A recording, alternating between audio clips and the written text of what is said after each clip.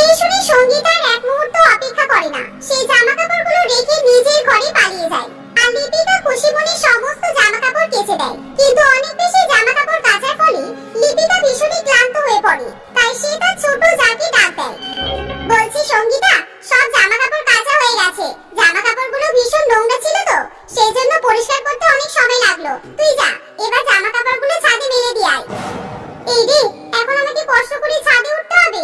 এই রোদের মধ্যে আমি কিছুতেই ছাদে যাব না, তা না হলে আমার মুখে ট্যান পড়ে যাবে। না না, কিছু একটা দিদিকে বলতেই হবে।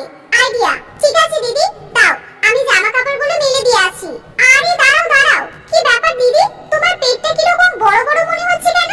তোমার তো এরকম ভুঁড়ি ছিল না, হঠাৎ করে ভুঁড়ি হলো কিভাবে? কি বলছিস কি? আমার তো পেট প্রথম থেকে এরকমই।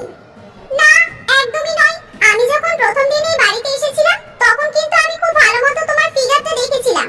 তুমি জানো তোমার ফিগার কত সুন্দর? হিরোইনদের ফিগারকেও তোমার ফিগার হার মানিয়ে দেবে। তোমার ফিগার, তোমার কোমর একেবারে ক্যাটরিনা কাইফের মতো।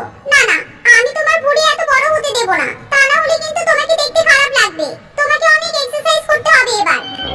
আরে এক্সারসাইজ করব কখন?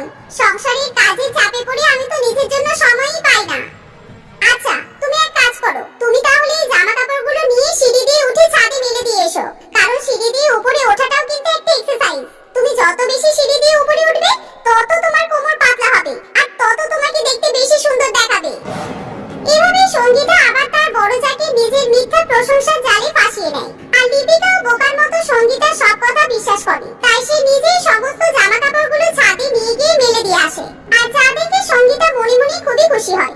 এভাবে দেখতে দেখতে কিছুদিন কাটে। আর একদিন দুই ভাই অফিস থেকে বাড়িতে ফিরে আসার পর বলছি লিপিকা, আজকে কিন্তু আমার পিসি আর মেসোমশাই আমাদের বাড়িতে আসছে। বাবা মা মারা যাওয়ার পর ওনারা একবার আমাদের বাড়িতে আসেনি। আজকে অনেক বছর পর ওনারা আমাদের বাড়িতে আসবেন। তোমরা কিন্তু ওদের ভালো মতো আপ্যায়ন করো। ওনারা 2-3 ঘন্টার মধ্যেই চলে আসবে। তোমরা ভালো ভালো খাবারের ব্যবস্থা করো।